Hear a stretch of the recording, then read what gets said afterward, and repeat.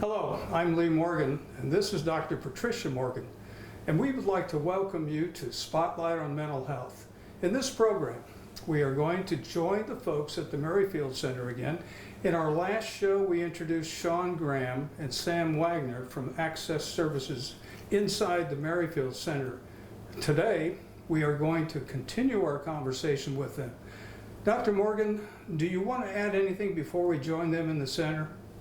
Yes, Lee. We wanted to show the viewers what it would be like to go through the process of becoming a client at the Merrifield Center. So that's why we chose to do what we did. We're hoping that in the future we can be doing more informative sessions about each of the programs that are housed at the Merrifield Center.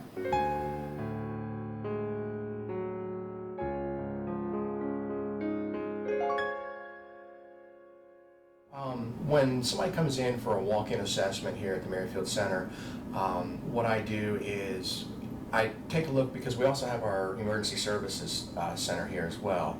So when a client comes in, I have to determine, is the client appropriate for our walk-in services, or are they in crisis and need to go to our emergency services? So what I would do is take a look at the case, take a look at, sometimes even speak with the client initially to find out what their concerns are. And then if it's emergency, I would go ahead and get the paperwork set up for them to get into emergency. And then if it's for walk-in, then I would go ahead and start finding a clinician to see them for their initial walk-in screening. You do assessments, that's what your specialty here. So could you tell us some things about the assessment process? Absolutely. When they first come in for triage, once Sam's determined that they're here for the walk-in assessment, they're given kind of a questionnaire to fill out. It's a 2-page, it's pretty short, but it asks questions around their current symptoms, their history, some mental health questions, some substance abuse questions, suicidality, how long did it take you to fill this form out, how old are you today? And so that's kind of our very first tool that we're working with to kind of identify what they're currently experiencing. So when Sam's identified a clinician who's available to perform the walk-in screening, the clinician at least has this form.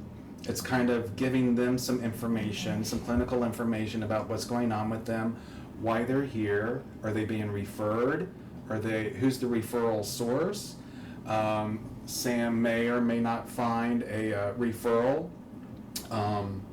that has been scanned in our record, but we spend our walk-in screening is kind of an initial, very first face-to-face clinical assessment to determine, are they eligible for CSB services? Could they be served perhaps out in the community? The CSB, clearly has some guidelines as to who we can serve and who we would try to refer and connect outside. So this walk-in screen can take, I would say, 30 to 60 minutes, give or take, because you really don't know what, every person's different and their symptoms and experience is very different. So you just want to, you don't want to refer someone out into the community with certain risks. So you really want to spend that 30 to 60 minutes with them to partner with them and make sure that they get to the right place. Sean, could you talk about the hours of operation of the center and any other things that would be helpful for people to know, like the other locations for service that you have besides Merrifield? Okay, sure, absolutely. The hours of operation for our walk-in service, our walk-in screening and assessment, is Monday through Friday, 9 to 5. We do have both English and Spanish speaking clinicians so we can accommodate English and Spanish. We also contract with translation line if we need to conduct assessments or screenings with people with other languages other than English and Spanish. Currently, we're doing the walk-in assessments only at Merrifield, but we are providing treatment at 5 other services other than Merrifield, or maybe including Merrifield. We have treatment offered at Chantilly, Northwest Center in Reston. We have a Springfield location, Gartland, which serves individuals down in the South County area, as well as Merrifield. So currently, we're only doing the walk-in assessments at Merrifield with the hope of that changing to accommodate clients. If individuals clearly cannot get here for screening or assessments, we can accommodate them and send clinicians to other sites. Based on their insurance, we would match credentials with insurance and send someone down to other locations if the individual was having, if it was going to be a hardship for an individual to get here. Sean, if I came here, will you take care of me right away? Would I get services as soon as I walk in? That's a very good question, and I would say it's different day to day. I think Sam can speak for that as well. We immediately connect with the client when they walk in the door. Our business staff, meet and greet and what brings you in today, and if there's anything immediate that needs to occur, that will occur, whether it's with our triage staff or if we need to partner with someone from emergency. So if they walk in, something immediate needs to occur, we can arrange that or provide that ourselves. But because of the walk-in nature, there could possibly be a wait. We do have clinicians on staff, and it's kind of a first come, first serve, kind of as in any walk-in clinic, quite frankly. So there could be a wait. There could be a wait for a screening, and for in-depth assessment, we would need to match credentials with insurance. And we may not have someone with particular credentials available at that time. So we would ask the client to wait and be patient with us. Did you want to, anything else on that? We can also schedule them if they come in and they're coming in for the walk-in screening. Let's say they've done the screening, they've already been here an hour for the screening and waited for a half hour. So they've already been here an hour and a half of their day. They've got another appointment, they can't continue to stay. If they're going for the full in-depth intake, we can actually schedule them with that clinician or a different clinician, depending on their insurance, so that it's a different day we can accommodate them. So when they come back for the scheduled appointment, it's a guaranteed appointment. And that's the other thing that also can lead to extended waits, is because we do have consumers that are scheduled from previous intake or from previous screenings, and also we have hospital discharges that we have to address that also factor into our screening that don't come as walk-ins necessarily. So that also can lead to extended wait times for people at times. We have such an educated population here in Northern Virginia. Mm-hmm. What kind of background do the people that work here have in terms of the people doing treatment of any kind? What kind of backgrounds? What's their education? I know that both of you, are licensed, working on license, but what's the general background of the people that I might be talking to? Most folks are going to have, at a minimum, a bachelor's degree. Most are going to have a master's, especially with our clinicians. They're going to have a minimum of a master's degree. Again, some are licensed, some might be licensed professional counselors, some might be licensed clinical social workers, such as Sean. So in the treatment realm, we also have some PhD and PsyD clinicians as well. So they have various backgrounds, State certified substance abuse counselors Oh, yes. certifications. which I am. I totally forgot about that. How about doctors? I mean, medical doctors. We do have our MDs on staff, which are psychiatrists. We also have nurse practitioners up in the med clinic. And we also have, even some of our clinicians, we have behavioral health nurses. Oh, So we have a myriad of clinicians. that's good, yeah. And we, for the front door here at the assessment unit, I think we staff clinicians that clearly know our system, that can help individuals navigate our system and know all the levels of care. So I think our team has been around for a while, I believe. And I think that's helped them, help the individuals, again, navigate the system and be educated on all levels of care and what's available.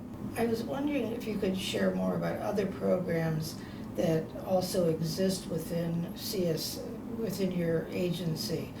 Someone mentioned peer support, someone mentioned first aid, mental health first aid. Could you talk to that? Absolutely. The CSB initiative years ago was really to include peer specialists and all aspects of the CSB. So we've employed a number of them. We have our own peer resource center on the main level of the building here at Merrifield.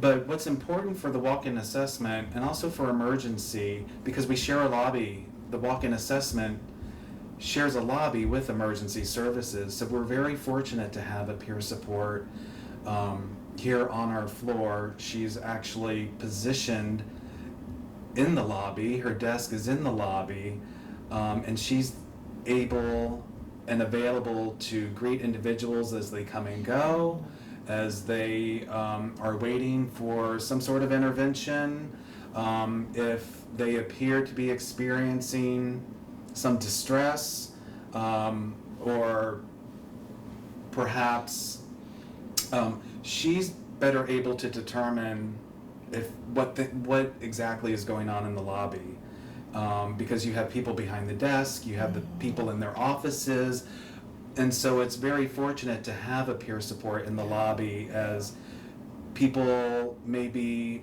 in need of an intervention.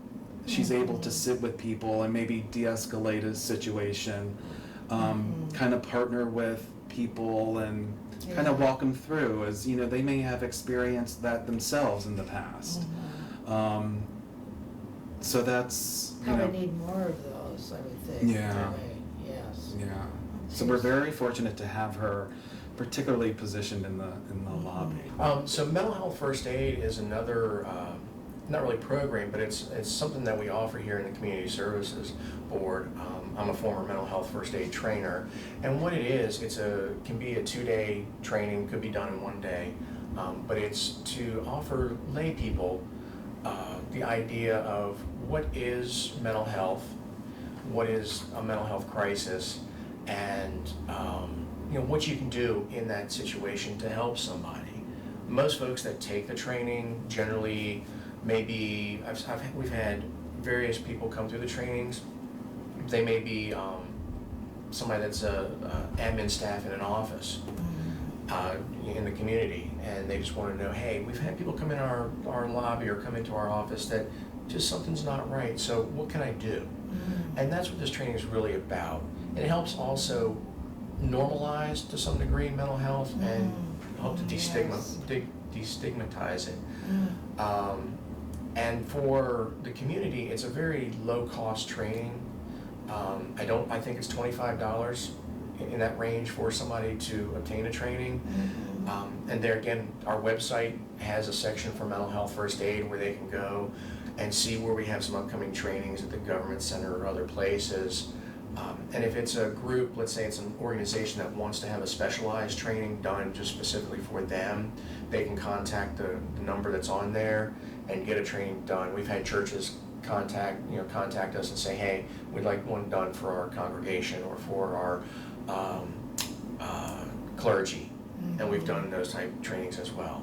Yeah. So, and it's a great program, and I Yes. definitely encourage people to Yeah. check it out. Needs marketing, really, Mhm. because it's so, mental health is everywhere. Exactly. Yes. I think it's also important for our local shelter staff to be trained in mental health first aid, because they're not, the staff working within the shelters, they're not CSB employees, and there are case managers and administrative staff at these homeless shelters, and as we all know, the homeless shelters do house a lot of mental health individuals. Oh, yes.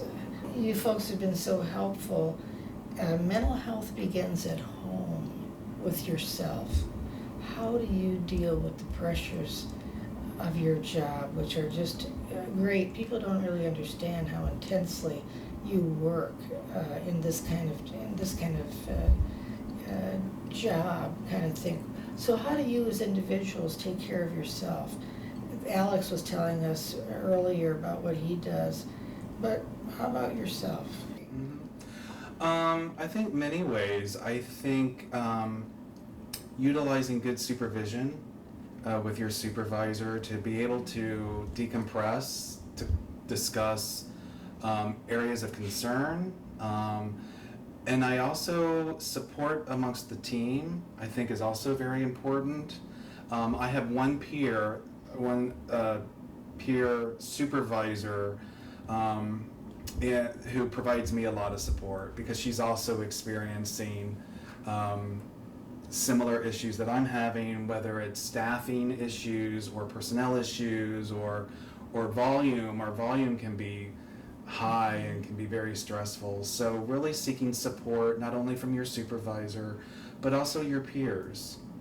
We are all entitled to an hour lunch break, and I strongly encourage that be off-site, to kind of be able to gather yourself and take a breath away from what can often be a stressful environment. Yeah. How about you, Sam? Well, like Sean was saying, taking that hour break during lunch. Luckily, where we're located, we have some walking trails around the building. I'll take that time and walk around the trails, walk around the neighborhoods, just to take some time and just kind of clear my head. Now, of course, I live in the country, so I have a nice hour-and-a-half commute that I get a chance to just kind of process it as I'm driving home. And then once I get home, I'm in the country. It's quieter, it's slower pace, and just spending time with family. In 1993, the American Legion Riders entered the family of the American Legion. The Legion Riders are well known for their charitable work, which has raised millions of dollars for local children's hospitals, schools, veterans' homes, severely wounded servicemen, and scholarships. If you are a veteran and ride a motorcycle, you too can be a member of the American Legion Riders and still continue to serve America. I'm afraid.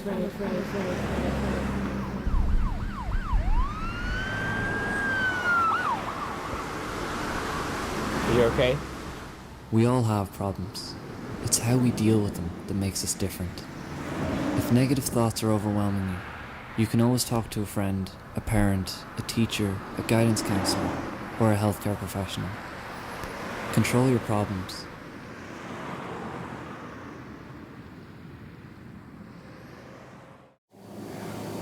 Okay, we're back now. I hope everybody enjoyed the Merrifield Center. I know I did, and I know Dr. Morgan did. We would like to continue our program today. There is one thing I wanted to ask Dr. Morgan. You mentioned EAP sessions, and could you explain more about that? Yes, Lee. EAP means Employee Assistance Program.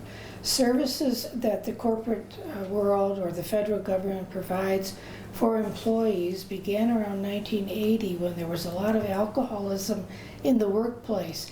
And now whenever I do an EAP evaluation, I must do an alcohol screening. The federal government particularly is very generous. They give about 12 sessions free. Some places only give 1 or 2. And the person that's doing the evaluation can usually refer to themselves if there should be continued treatment necessary after the EAP sessions are completed.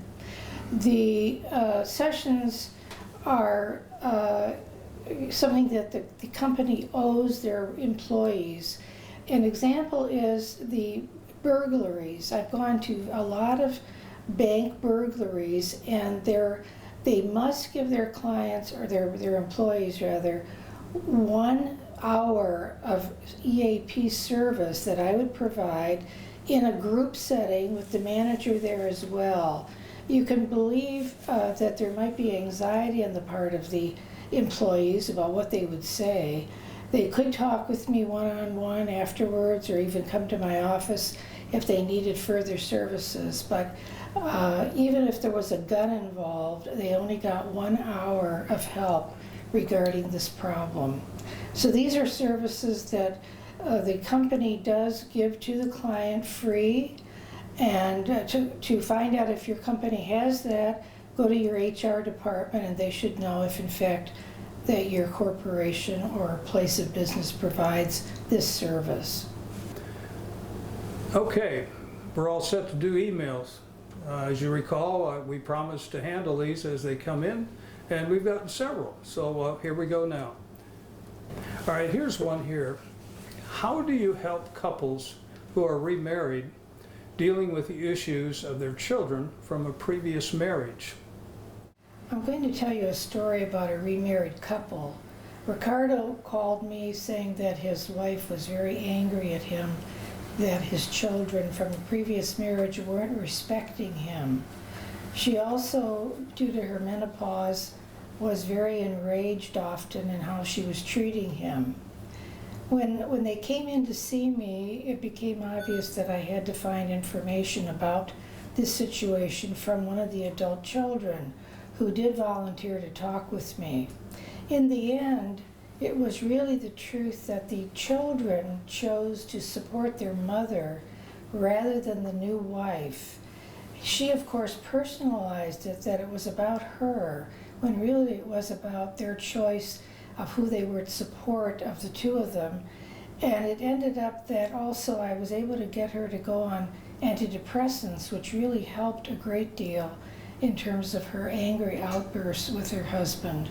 And so at the end, this couple hugged me that the problem was solved. It was really not about her, and that her husband was not being respected by his children, but it was really that the children, because the mother had suffered so from the divorce, chose to support their mother instead of the new wife. But she could understand that. All right, here's another email we got now. It says here, I travel a lot, and so I am not here physically. How can I use therapy if that is my reality? Many people in the Washington area travel a great deal as part of their work, so that when I'm dealing with people like that, I encourage them that we can use FaceTime, we can do Skyping, we can use telephone as sessions, and it seems to work out fine. If somebody moves out of state, however, the person that is doing the service needs to have a license in the state where the client is now residing. So that's a rule that's come up recently that has to be attended to. All right, thank you, Dr. Morgan. Here's another one. How do you handle cultural issues, as there are so many people from other countries who live here? We do have people from many, many cultures living in the Washington area. I often have to explain that I'm coming from the value system of the Western Hemisphere, which is really one that considers boundaries very, very importantly, that people are separate and that they have boundaries. And this is the biggest problem that most people of other cultures have, because most other cultures don't honor the boundaries of the people that live in the family. I have a person that I've been working with that was working in his family business, and he was having a hard time first expressing anger and frustration that his parents were not listening to his good advice, and he was much more learned than they in terms of business ethics and business responsibilities. And so that was something that he and I had to work with, that he had boundaries and that he was able to then confront his parents and share his anger, and then no longer was having panic attacks that were making him be less functioning. Once he got help with realizing that he needed to really work on the boundaries and help people in the family honor his boundaries, that really helped his situation a great deal. Hi, Dr. Morgan, thank you very much. This will be our last email that we received, and it is, how long does therapy usually last? There's still the national average, unfortunately, of only 5 sessions per person. The national average hasn't changed despite all of us understanding how important this is. Therapy, when I talk to people, I guarantee that if they come 4 times a month for 3 months, they will start noticing changes within themselves and their relationships with others. If your sessions if what's happening to you is really more a function of the environment and stresses that you can really talk about and they're going on in reality at the present time, then therapy might be several months, maybe a year. Okay, that's our show for today. I would like to thank Dr. Morgan for her part in visiting the Merrifield Center. Now don't forget to send your emails to the address below, and we'll answer them on our next show. This is Lee Morgan and Dr. Patricia Morgan, and we wish you good mental health. See you next time, and thank you for watching.